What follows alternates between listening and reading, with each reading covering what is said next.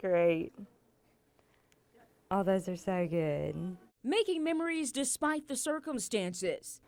Photographer Allison Tapp has an eye for spotting the little things Look at her smiling.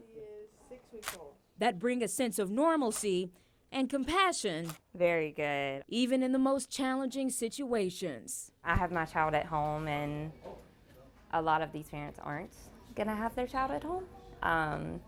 So I think for me, that's kind of a good why. The neonatal intensive care unit at Cone Health Women's and Children's Center is not where Paris Patillo was expecting to be during the holidays. I came here for a different reason, and then next thing you know, I was having a baby.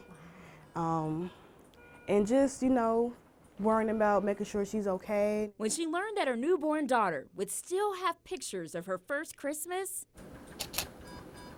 you could hear the joy in her voice. Christmas is my favorite holiday, and just for her to be able to take pictures and have Santa here and everything, it's just exciting. So I'm just excited about that. Would you guys like to jump in one with Santa Buddy? And you could see the smile on her face. Beautiful. That's the kind of reaction that drives the mission of capturing Hope's photography. If we can come in and we can create that moment for them, something to be excited about and look forward to, and it be fun, then that's worth every minute of it. Part of the Clemens-based nonprofit's outreach includes providing professional photography volunteers to serve NICU families. When you're in NICU, you don't have the opportunity to go to a professional photographer and do that newborn shoot that every parent books and plans and dreams of. So we're taking the opportunity to come in and give them that. Allison joined the team in July, making this her first time capturing Christmas That's beautiful. All right. in this unit. Congratulations. He is precious. From the creative outfits You are too sweet. to Cone Health staff making arrangements for Santa and Buddy the Elf to visit the babies, Yeah, that's great. this means a lot to mom Caitlin Carter because she doesn't feel like her son is missing out. It makes me feel like he's with us. It makes me feel like I know when we come in here that, he has some cheer. The families appreciate the generosity. You never expect to have a baby at 27 weeks, but you have to be grateful for everything that they did because you wouldn't be here without it. Encouraged by seeing the people who are sharing their time and talents while capturing hope. I just pray every day that he grows and gets better. That's just what I want to give them is just that memory to hang on to and something fun, something happy.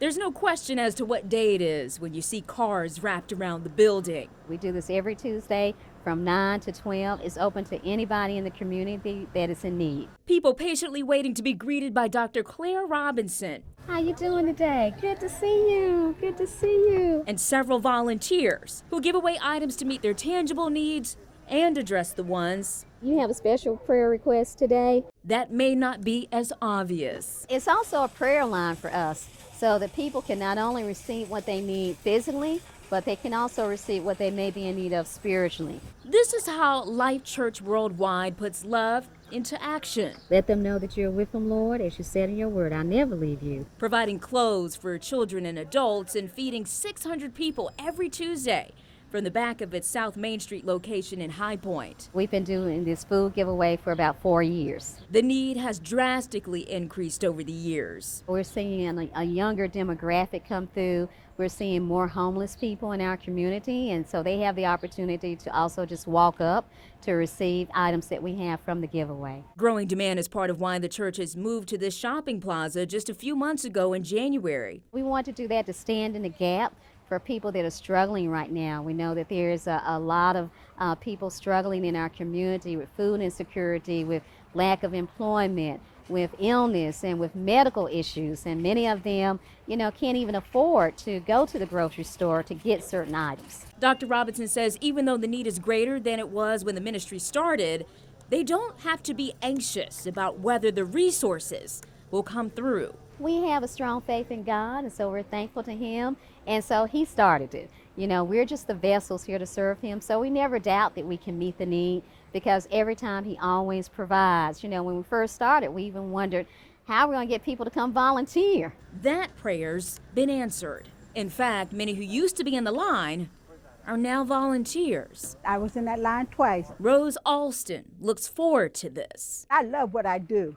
I'm out here every Tuesday, faithfully. She wants to share the same encouragement this ministry gave her. Because I was going through a challenging time, just like most of these people are going through stuff. You know, my daughter died. I had my kids to raise, my grandkids, and it was 8 at a time. And so the food that I got from this ministry was, it's mind-blowing. Her daughter died in 2022. Very fresh, yes. Yes, but when I come out here and I can give my testimony, or when I could even go through this line and make somebody smile or encourage them, that makes me feel good. I mean, I miss my daughter so much, but the fact is that I'm helping someone else. Help that's given with joy.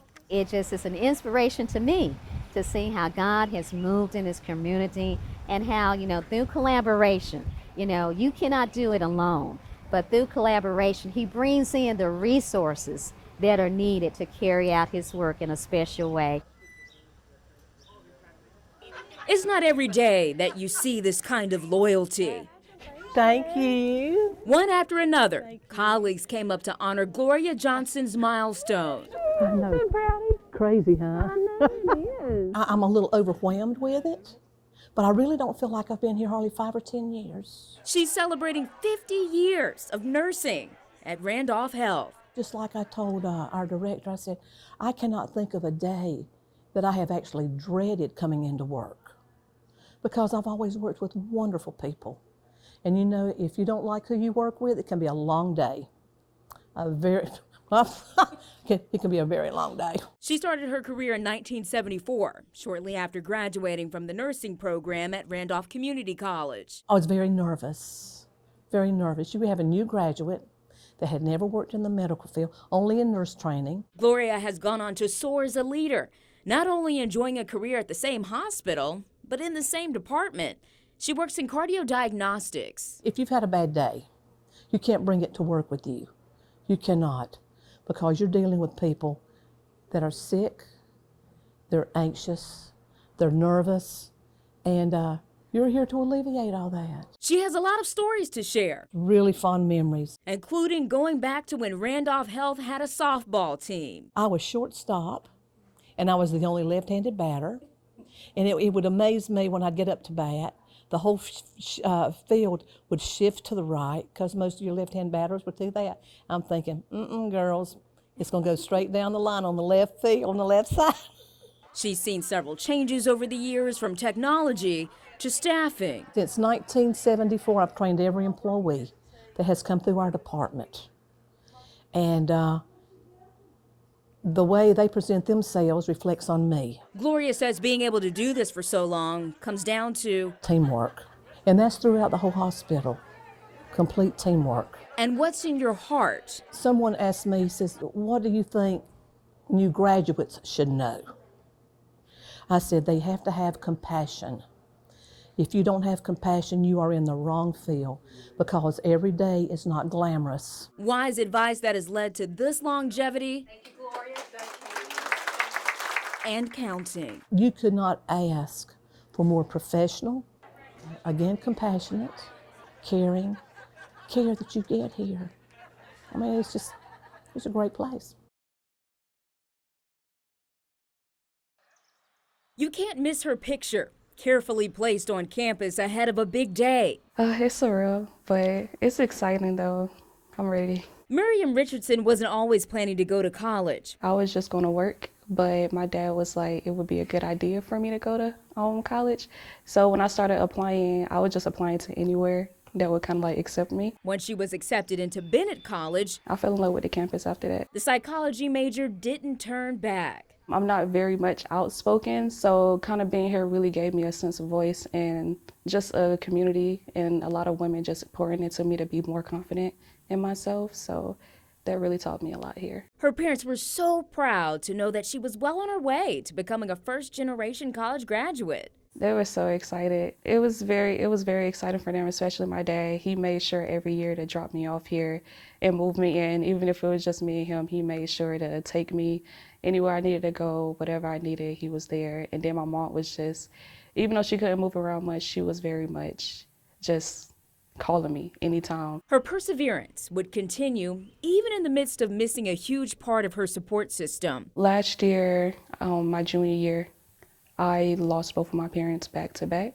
So I lost my father in January and my mother in February. It was hard for her to process having both parents pass away just weeks apart. I was just very confused on how they're gone so quick, and I was just talking to them.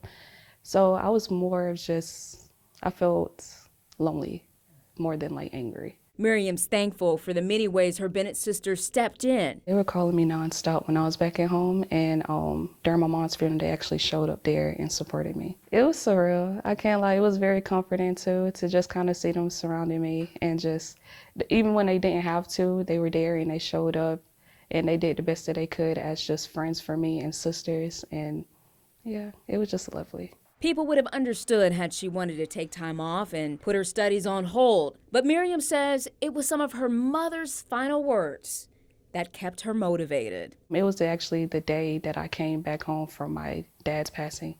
And she told me while I was in the living room that there's no choice for me to kind of come back to Durham. She said what I need to do is just kind of keep on moving forward and kind of stay focused. And college is the best choice for me to just keep my mind on that. Her words just kind of kept with me, and I just kept moving forward.